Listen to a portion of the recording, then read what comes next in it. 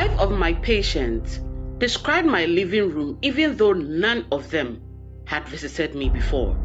That's when I knew I wasn't the only one going home at night. I've been a psychiatric nurse for 11 years. I have witnessed medical miracles of people regaining their mental health and witnessed the loss of patients, but nothing prepared me for what happened. The first time it happened, I told myself it was just a mere coincidence. Her name is Nana, a quiet woman in her 40s who had been admitted after a breakdown that her family still couldn't fully explain. She wasn't violent. She wasn't delusional in any way that felt dangerous. She just seemed, as my colleague put it, tuned to a frequency nobody else could hear. On her 3rd morning with us, she looked at me across the medication cart and said very calmly, I saw you last night. I smiled the way you smile when you are already composing the clinical note in your head. Nana, I wasn't working last night. I know, she said. You were at home.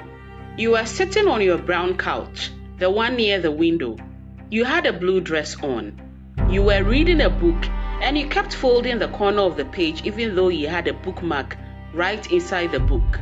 I felt the floor tilt slightly. I do that.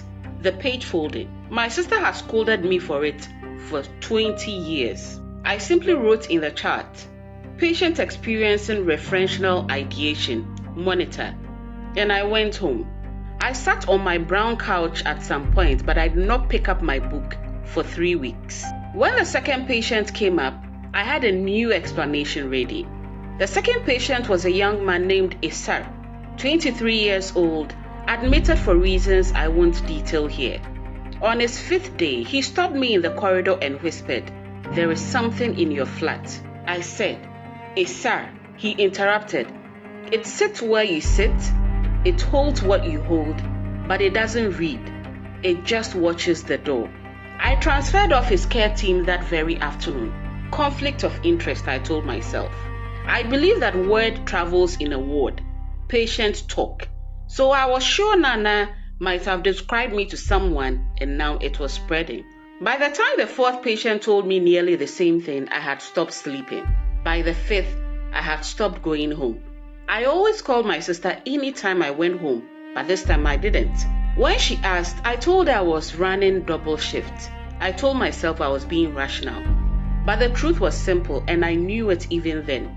I did not want to open my front door because somewhere at the back of my mind, past all the training and the clinical language and the 11 years of learning to explain things away, I had started to wonder what would be sitting on my couch when I did. The 5th patient was an elderly woman who had been with us for several years. She barely spoke. She spent most of the days at the window looking at something the rest of us couldn't see. I was doing her evening observations when she turned to me. That was the very first time she had looked directly at me in months. And she said, "You should go home, sister." "I'm fine, auntie." Her voice was very steady when she said it. You should go home. Whatever is there, it's been waiting long enough. It started as your shape. Now it has your face. Soon it will have your voice. What happens then? Then it will replace you. Go home before it learns what to say.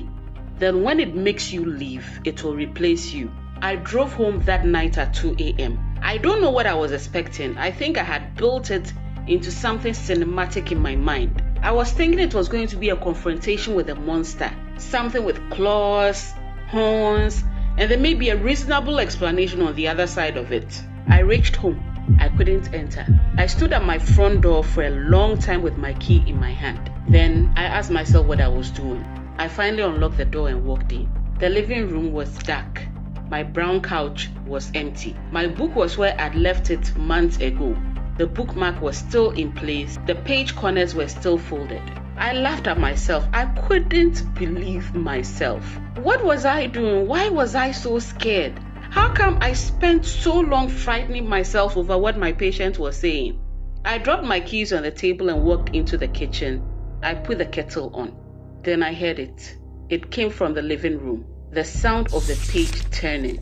Immediately my breath stopped. Then I heard another page turning, and then silence. I did not go into the living room. I stood in my kitchen with both hands flat on the counter and I waited. I listened. When I heard nothing more, I told myself there was nothing there. It was probably my imagination.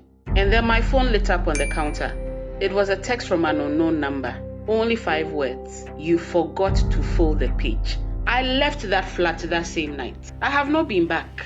The place was rented, so I told my sister to help me with some boys. They helped me pack everything to a new place, but I gave them a specific instruction. Throw the book and the couch away. I also resigned from my work. I still cared for my patients, but in the months since then, I realized that they knew whatever followed me home from that ward, whatever watched me long enough to learn my shape, my face, my habits, my small private rituals. It did not come from anywhere. It used to be one of them, and I didn't want to stick around for another one of them to trace me to my new house.